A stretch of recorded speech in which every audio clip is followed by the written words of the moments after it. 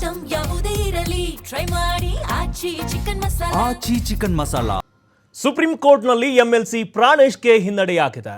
MLC Pranesh ಸದಸ್ಯತ್ವ ರದ್ದುಗೊಳಿಸಿದೆ supreme court. ಸ್ಥಳೀಯ ಸಂಸ್ಥೆಗಳಿಂದ ಪರಿಷತ್ ಸದಸ್ಯನಾಗಿ ಆಯ್ಕೆಯಾಗಿದ್ರು ಪ್ರಾಣೇಶ್. 6 ಮತಗಳ ಅಂತರದಿಂದ ಗೆಲುವನ್ನ ಸಾಧಿಸಿದ್ರು. ಪ್ರಾಣೇಶ್ ಗೆಲುವನ್ನ ಪ್ರಶ್ನಿಸಿ ಸುಪ್ರೀಂ ಕೋರ್ಟ್ ಮೊರೆಯನ್ನ ಹೋಗಿದ್ರು ಪರಾಜಿತ ಅಭ್ಯರ್ಥಿ ಗಾಯತ್ರಿ ಶಾಂತೇಗೌಡ. ಸುಪ್ರೀಂ ನಾಮನಿರ್ದೇಶಿತ ಸದಸ್ಯರ ಮತ ಚಲಾವಣೆ ಪ್ರಶ್ನಿಸಿದ್ದ ಗಾಯತ್ರಿ ಸುದೀರ್ಘ ವಿಚಾರಣೆಯನ್ನ ಮಾಡಿದೆ ಸುಪ್ರೀಂ ಕೋರ್ಟ್. ಈ ಒಂದು ವಿಚಾರಣೆ ಬಳಿಕ ತೀರ್ಪನ್ನ ಕೊಟ್ಟಿರೋದು. ಎಂಎಲ್ಸಿ ಪ್ರಾಣೇಶ್ ಸದಸ್ಯತ್ವ ರದ್ದುಗೊಳಿಸಿದ ಸುಪ್ರೀಂ ಕೋರ್ಟ್. ಮುಂದಿನ 1.5 ವರ್ಷಗಳ ಕಾಲ ಗಾಯತ್ರಿ ಶಾಂತೇಗೌಡ ಎಂಎಲ್ಸಿ ಆಗಿದ್ದಾರೆ. ಸುಪ್ರೀಂ ಕೋರ್ಟ್ನಲ್ಲಿ ಎಂಎಲ್ಸಿ ಪ್ರಾಣೇಶ್ಗೆ ಹಿನ್ನಡೆ ಆಗಿರೋದು. ಎಂಎಲ್ಸಿ ಪ್ರಾಣೇಶ್ ಸದಸ್ಯತ್ವ ಏನಿದೆ ಅದನ್ನು ರದ್ದುಗೊಳಿಸಿದೆ ಸುಪ್ರೀಂ ಕೋರ್ಟ್.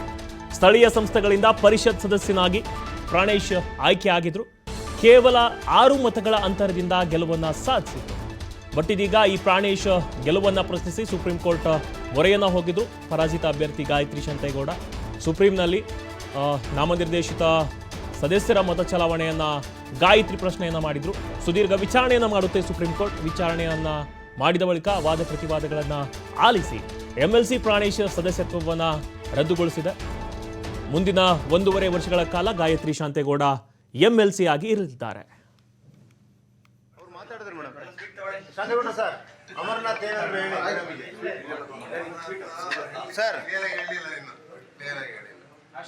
ಮಾತಾಡಿ ಬೈಕ್ ಕೊಡಿ ಅಂದ್ರೆ ಜನರಲ್ ಆಗಿ ಮಾತಾಡಿ ಅಂತೀವಿ. ಜನರಲ್ ಆಗಿ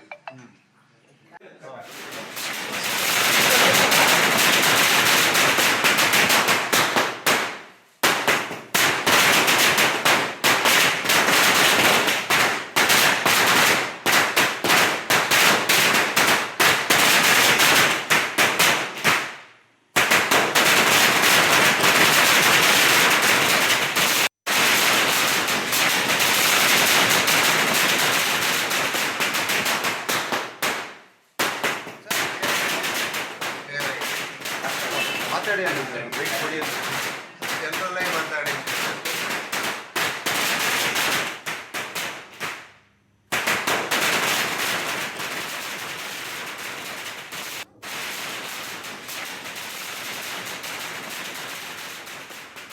ಇದರ ಬಗ್ಗೆ ಹೆಚ್ಚಿನ ಮಾಹಿತಿಯನ್ನು ನೀಡ್ತಾರೆ ನಮ್ಮ ಪ್ರತಿನಿಧಿ ಗೋಪಿ. ದೂರವಾಣಿ ಸಂಪರ್ಕಕ್ಕೆ ಜಾಯ್ನ್ ಆಗ್ತಿದ್ದಾರೆ. ಎಸ್ ಗೋಪಿ, ಸುಪ್ರೀಂ ಕೋರ್ಟ್ನಲ್ಲಿ ಎಂಎಲ್ಸಿ ಪ್ರಾಣೇಶ್ಗೆ ಹಿನ್ನಡೆ ಆಗಿರೋದು. ಎಂಎಲ್ಸಿ ಪ್ರಾಣೇಶ್ ಸದಸ್ಯತ್ವವನ್ನು ರದ್ದುಗೊಳಿಸಿದೆ ಸುಪ್ರೀಂ ಕೋರ್ಟ್. ಏನು ಹೇಳ್ತಾ ಇದ್ದೀರಿ? ಇದೀಗ ಸುಪ್ರೀಂ ಕೋರ್ಟ್ನಲ್ಲಿ ಹಿನ್ನಡೆ ಆಗಿದೆ. ಇದ್ರ ಬಗ್ಗೆ ಗಾಯತ್ರಿ ಶಾಂತೇಗೌಡ ಅವರ ಪರ ತೀರ್ಪಾಗಿದೆ. ಯಾವ ರೀತಿ ಸಂಭ್ರಮಾಚರಣೆ ನಡೀತಾ ಇದೆ, ಏನು ಹೇಳ್ತೀರಿ ಗೋಪಿ ಇದ್ರ ಬಗ್ಗೆ?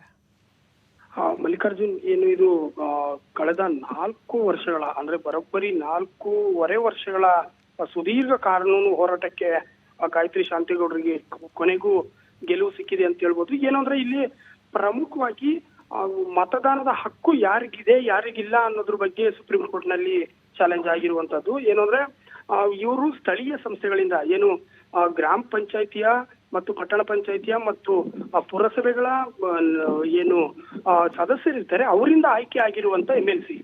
ಆದ್ರೆ ಇಲ್ಲಿ ನಾಮನಿರ್ದೇಶಿತ ಸದಸ್ಯರಿಗೆ ಅಂದ್ರೆ ನಾಮಿನಿ ಏನ್ ಮಾಡ್ತಾರೆ, ಒಂದು ಗ್ರಾಮ ಪಂಚಾಯತಿಗೆ ಒಂದು ನಗರಸಭೆಗೆ ನಾಮಿನಿ ಅಂತೇಳಿ ಕೌನ್ಸಿಲರ್ಗಳನ್ನ ಸರ್ಕಾರ ಅಥವಾ ಆಡಳಿತ ಪಕ್ಷ ನಾಮಿನಿ ಮಾಡುತ್ತೆ.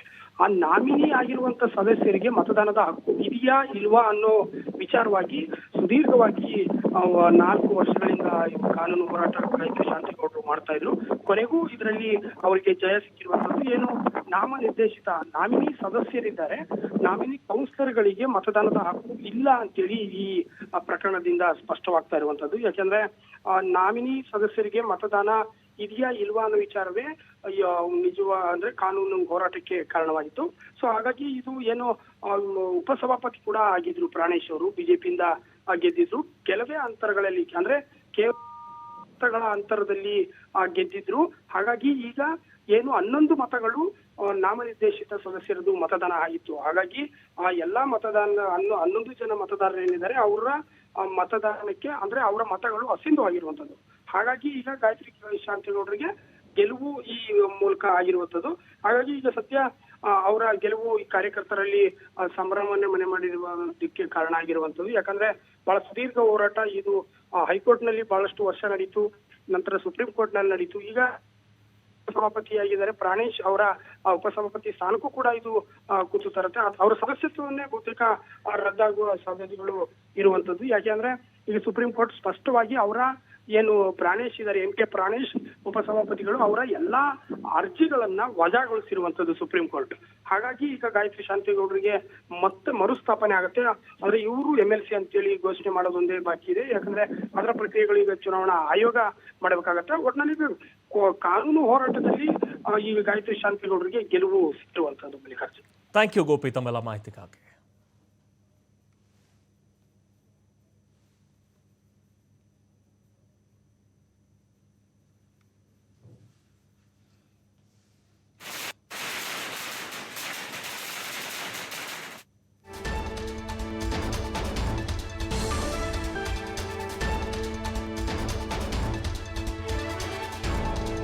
MLC ಪ್ರಾಣೇಶ್ ಸದಸ್ಯತ್ವ ರದ್ದು ವಿಚಾರಕ್ಕೆ ಸಂಬಂಧಪಟ್ಟ ಹಾಗೆ ಗಾಯತ್ರಿ ಶಾಂತೇಗೌಡ ಮೊದಲ ಪ್ರತಿಕ್ರಿಯೆಯನ್ನ ಕೊಟ್ಟಿದ್ದಾರೆ.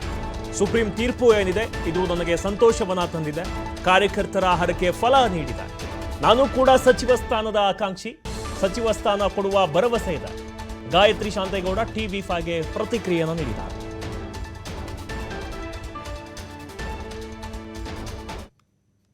ಕಾನೂನು ಹೋರಾಟದಲ್ಲಿ ಏನು ಉಪಸಭಾಪತಿ ಪ್ರಾಣೇಶ್ ಅವರ ವಿರುದ್ಧ ಒಂದು ಕಾನೂನು ಹೋರಾಟದಲ್ಲಿ ಗೆಲ್ಲುವ ಮೂಲಕ ಸ್ಥಳೀಯ ಸಂಸ್ಥೆಗಳಿಂದ, ಚಿಕ್ಕಮಗಳೂರಿನ ಸ್ಥಳೀಯ ಸಂಸ್ಥೆಗಳಿಂದ ಆಯ್ಕೆಯಾಗಿದ್ದಂಥ ಗಾಯತ್ರಿ ಶಾಂತೇಗೌಡರ ಮನೆ ಮುಂದೆ ಇವಾಗ ಸಂಭ್ರಮ ಮನೆ ಮಾಡಿರುವಂಥದ್ದು. ಏನು 4.5 ವರ್ಷಗಳ ಸುದೀರ್ಘ ಕಾನೂನು ಹೋರಾಟದಲ್ಲಿ ಅವರಿಗೆ ಜಯ ಸಿಕ್ಕಿರುವಂಥದ್ದು. ಅವರು ಈಗ ನಮ್ಮೊಂದಿಗಿದ್ದಾರೆ, ಅವ್ರನ್ನ ಮಾತಾಡಿಸ್ತೇನೆ. ಮೇಡಮ್, ಈಗ ಸುದೀರ್ಘ ಕಾನೂನು ಹೋರಾಟ ಅಂತ ಹೇಳ್ಬೋದು, ಇದರಲ್ಲಿ ಜಯ ಸಿಕ್ಕಿದೆ, ಮೊದಲ ಪ್ರತಿಕ್ರಿಯೆ? ನನಗೆ ತುಂಬ ಸಂತೋಷ ಆಗಿದೆ.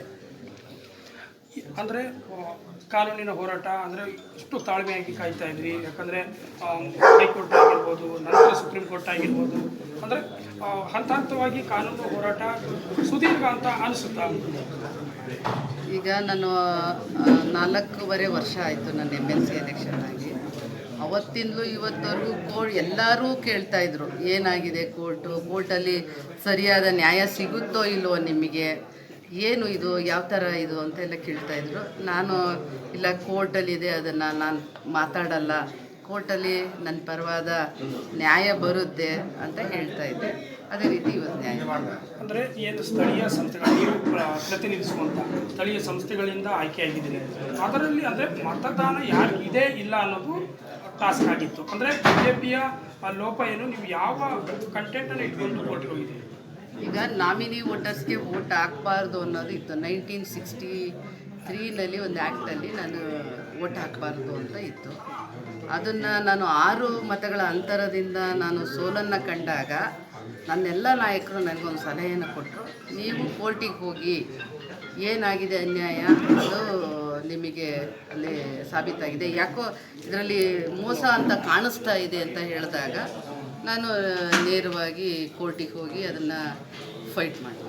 ಈಗ ಅಂದರೆ BJPಯವರು ಮಧ್ಯೆ ಕೂಡ ಅಂದರೆ ಕಾನೂನು ಹೋರಾಟದ ನಡುವೆ ಕೂಡ ಹೇಳ್ತಾ ಇದ್ರು ಏನಂತ ಅಂದರೆ, ಇಲ್ಲ ನಮ್ಮದು ಸರಿ ಇದೆ, ನಮಗೆ ಕಾನೂನು ಹೋರಾಟದಲ್ಲೂ ಜಯ ಸಿಗುತ್ತೆ ಅಂತ ಬಲವಾಗಿ ವಾದ ಮಾಡ್ತಾ ಇದ್ರು. ಈಗ ನನಗೆ ತಪ್ಪಾಗಿದೆ ಅಂತ ಯಾರೂ ಒಪ್ಕೊಳ್ಳಲ್ಲ, ತಪ್ಪಾಗಿದೆ ಅಂತ ಒಪ್ಕೋತಾರ? ಯಾರು ಒಪ್ಕೊಳ್ಳಲ್ಲ. ಅದರಿಂದ ಕೋರ್ಟ್ ಹೇಳಿದೆಯಲ್ಲ, ಈಗ ಒಪ್ಕೋತಾರೆ ಎಲ್ಲರೂ. ಓಕೆ, ಈಗ ಅಂದರೆ 4.5 ವರ್ಷದ ಏನು ಅಧಿಕಾರವನ್ನು ಪ್ರಾಣೇಶ್ ಅವರು ಅನುಭವಿಸಿದ್ದಾರೆ, ಇದು ವಿಚಾರನೂ ಕೂಡ ಕೋರ್ಟ್ನಲ್ಲಿ ಮ್ಯಾಟ್ರ್ ಆಗಿದೆಯಾ? ಹೌದು. ಈಗ ಸಭಾಪತಿಗಳು, ಉಪಸಭಾಪತಿಗಳೆಲ್ಲ ಇರ್ತಾರೆ ನಮ್ಮ ಸದನದಲ್ಲಿ. ಈಗ ನನಗೆ ನ್ಯಾಯ ಸಿಕ್ಕಿದೆ, ಅದು ಆಗಿದೆ ಅಂತ ಗೊತ್ತಾದ ಮೇಲೆ ನಾವು ಸಭಾಪತಿ ಉಪಸಭಾಪತಿಗಳು ಏನು ಮಾಡ್ತಾರೆ, ನಾನೊಂದು ಪತ್ರ ಕೊಡ್ತೀನಿ. ಪತ್ರ ಕೊಟ್ಟಾಗ ಅಲ್ಲಿ ಏನಾಗುತ್ತೆ, ಅವ್ರು ತೀರ್ಮಾನ ತಗೋತಾರೆ, ಅದು ನಾನು ತಗೊಳ್ಳೋದಲ್ಲ. ಈಗ ಸಚಿವ ಸಂಪುಟದ ಏನು ವಿಸ್ತರಣೆ ಟೈಮಲ್ಲೇ ಫಲಿತಾಂಶ ಬಂದಿರುವಂಥದ್ದು, ತಾವು ಕೂಡ ಗೆದ್ದಾಗಿಂದಲೂ ಕೂಡ ಸಿದ್ದರಾಮಯ್ಯ ಕಾಲದಿಂದಲೂ ಕೂಡ ಆಕಾಂಕ್ಷಿ ಆಗಿದ್ರಿ. ಈಗ ಗೆದ್ದಾಗಿಂದಲ್ಲ, ನಮ್ಮ ಮನೆಯವರು 50 ವರ್ಷದಿಂದ ಕಾಂಗ್ರೆಸ್ನಲ್ಲಿ ನಿಷ್ಠಾವಂತ ಕಾರ್ಯಕರ್ತರಾಗಿ, ಶಾಂತೇಗೌಡರು ಅಂದರೆ ಕಾಂಗ್ರೆಸ್ ಅಂದರೆ ಶಾಂತೇಗೌಡರು. ಯಾವುದೇ ಪಾರ್ಟಿಯವರು ಆಸೆ ಆಕಾಂಕ್ಷೆಗಳನ್ನ ತೋರಿಸಿದ್ರು. ಬೀರೂರು ವಿಧಾನಸಭಾ ಕ್ಷೇತ್ರ ಇತ್ತು, ಅವತ್ತು ನಮಗೆ ಟಿಕೆಟ್ ಮಿಸ್ ಆಗಿತ್ತು. 2000 ಈ ಬೀರೂರು ವಿಧಾನಸಭಾ ಕ್ಷೇತ್ರ ಇದ್ದಾಗ ಅವಾಗ ತಪ್ಪೋಗಿತ್ತು. ಇವತ್ತು ನನಗೆ 2010 ನನಗೆ MLCಯನ್ನು ಕೊಟ್ಟಿದ್ರು. ನನಗೆ DM ಪುಟ್ಟೇಗೌಡರು ನೆನೆಸ್ಕೋತೀನಿ ನಾನು ಇವತ್ತು. ಯಾಕೆ ಅಂತಂದರೆ ಇಲ್ಲ ಶಾಂತೇಗೌಡ್ರ ಹೆಂಡ್ತಿಗೆ ನೀವು ಜಿಲ್ಲಾ ಪಂಚಾಯತಿ ಟಿಕೆಟ್ ಕೊಡಬೇಕು ಅಂದರು. ನಂತರ ನನಗೆ ನೀವು MLC ಟಿಕೆಟನ್ನು ಗಾಯತ್ರಿ ಶಾಂತೇಗೌಡರಿಗೆ ಕೊಡಬೇಕು, ಅವ್ರ ಪಾರ್ಟಿನಲ್ಲಿ ಕೆಲಸ ಮಾಡಿದ್ದಾರೆ, ಅವರಷ್ಟು ಶಾಂತೇಗೌಡರಷ್ಟು ನಾನೇನು ಜಾಸ್ತಿ ಕಾಂಗ್ರೆಸ್ನಲ್ಲಿ ಇರಲಿಲ್ಲ ಆವಾಗ.